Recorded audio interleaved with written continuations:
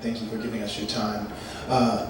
There's a very serious thing happening in America where our citizens of African descent in many ways are under attack by law enforcement as a device to keep order. The problem is that there's a disconnect historically between law enforcement as it began during slavery. The patrol, the overseers, have become the officers, and now as we are in 2019, approaching 2020, the same disconnect exists. So when there's police violence in America, you have on one side those who have been adversely affected, and their feelings are, why are we being killed? We need justice for those who've been killed. But law enforcement, because of the disconnect, because of the legacy and trauma of the oppression that has happened in our country, they feel that they are doing their jobs, even though citizens are being hurt in the streets, and their job is to protect and serve. So there's a huge disconnect with respect to the role we play as citizens in America and law enforcement and the role they play as those who are protectors of peace.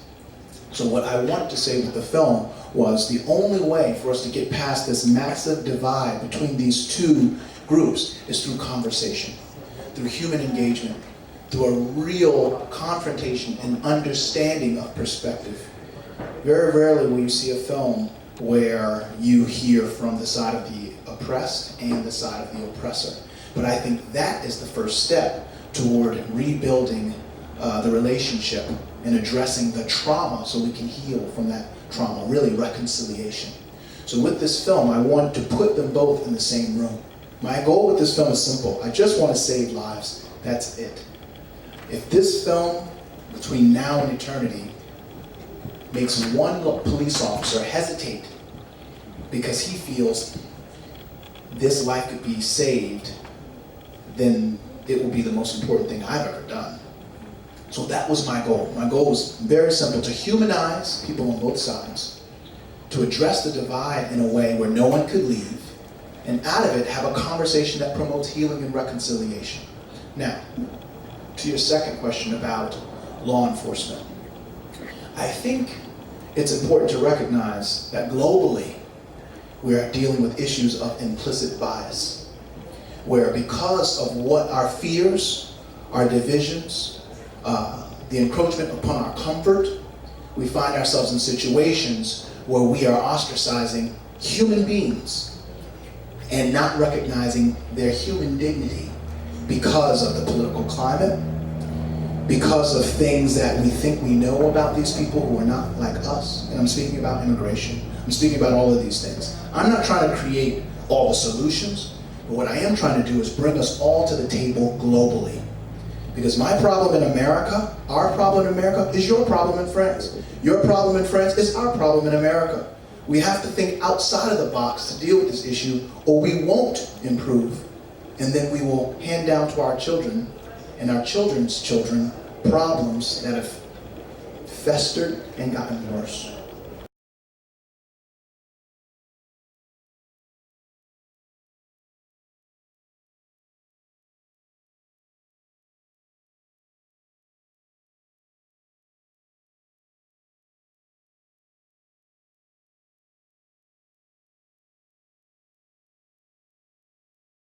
Pardon. Oui, allez, tiens.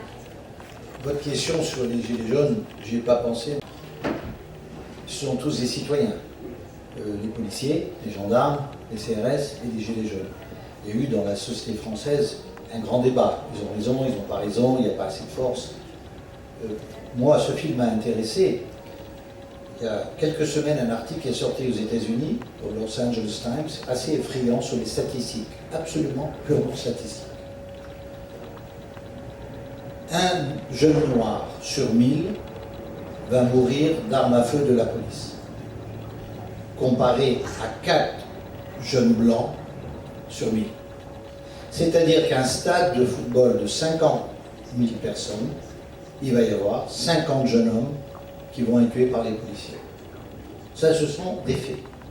Ce n'est pas une interprétation.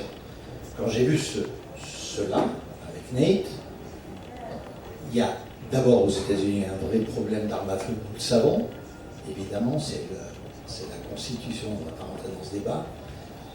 Mais les policiers, et dans le film vous l'avez vu, pour ceux d'entre vous qui l'avaient vu, ils sont formatés.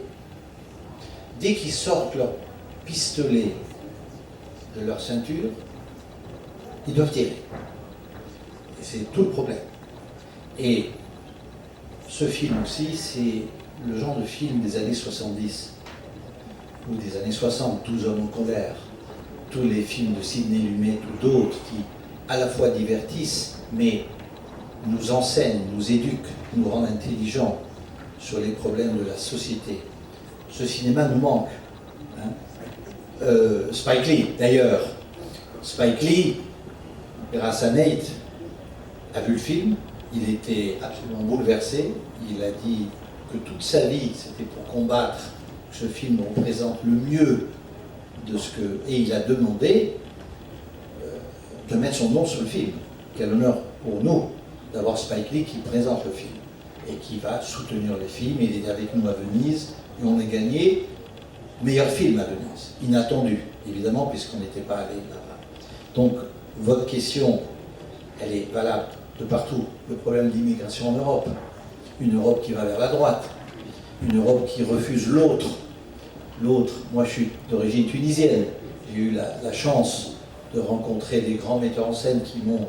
Vous savez, Tarak, Ben Machin, c'était pas très sexy dans le cinéma, hein, au début des années 70. Mais c'est Rossellini, c'est Zeffirelli, c'est Jean-Jacques Hano, c'est tous les grands metteurs en scène qui n'avaient pas le problème de d'où viens-tu, mais est-ce que tu parles la même langue du cinéma. Spielberg, Lucas, avec qui j'ai travaillé, ce metteur en scène, je l'ai contacté après avoir eu Birth of a Nation, qui est un chef-d'œuvre absolu. La première révolte vraie, violente, noire, qui a été évidemment... Et je lui ai dit, écoute, tu es un grand réalisateur, j'aimerais travailler avec toi. Et c'est comme ça que ce film est né.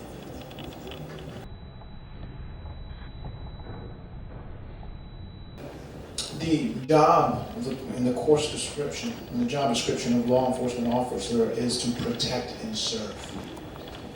Yet, when they're trained to eliminate threats, not to de-escalate a threat, but to eliminate it.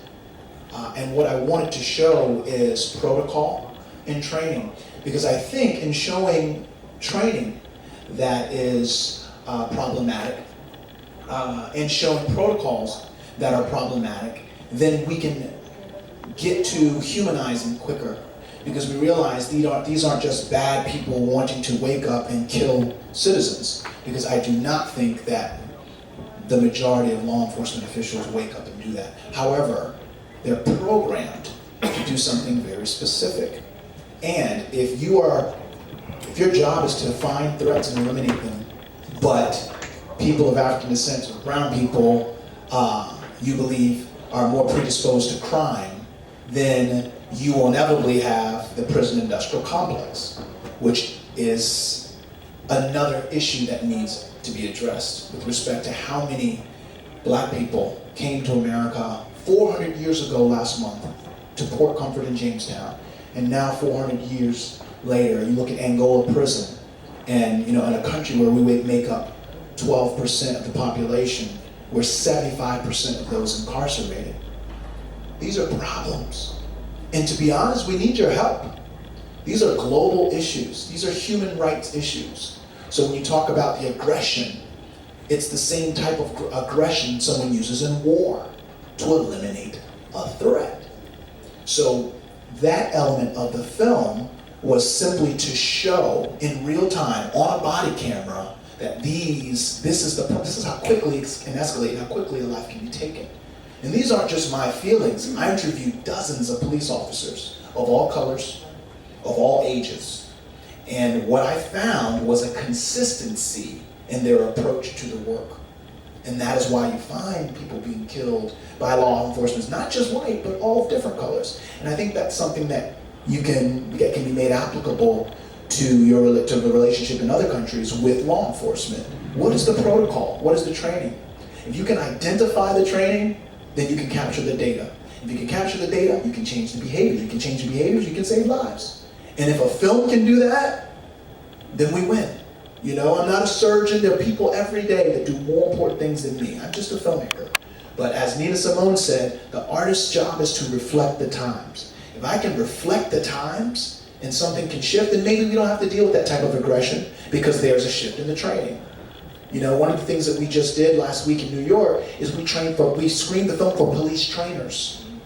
And in that, and not for anyone but the trainers. So it wasn't a public forum. We had, you know, something maybe like 30 police trainers that are responsible for training law enforcement in New York came, watched the film, and then they sat and had a talk back on what they could use in the film to teach to their police officers. That's a win. That supersedes the arts and now translates into real life.